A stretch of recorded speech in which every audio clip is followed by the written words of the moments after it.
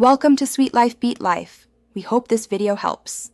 You start by verifying the hardware and software. Confirm your GPU supports pass-through or a vendor-specific virtualization mode, and update the host drivers.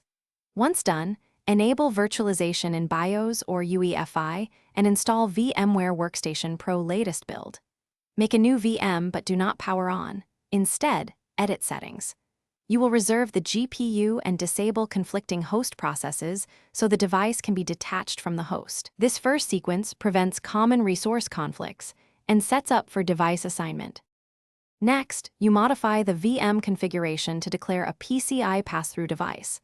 Add the PCI pass-through entry with the exact vendor and device ID.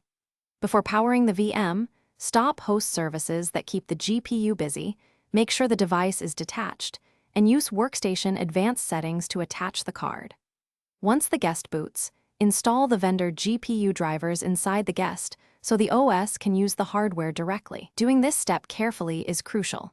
Misidentifying ID or leaving host drivers active will fail the pass-through. Finally, confirm the guest recognizes the GPU by checking Device Manager or running LSBCI, then run a small GPU workload to validate performance. Once validated, snapshot the VM and re-enable any host services you stopped, unless they conflict. If something goes wrong, first double-check the vendor/device ID entries and that IMU or VTD is enabled in BIOS. Then look for host driver or service conflicts. If pass-through fails repeatedly, try toggling the host drivers and reattaching the device. This usually resolves lock issues. Thanks for watching. Consider subscribing if we helped you.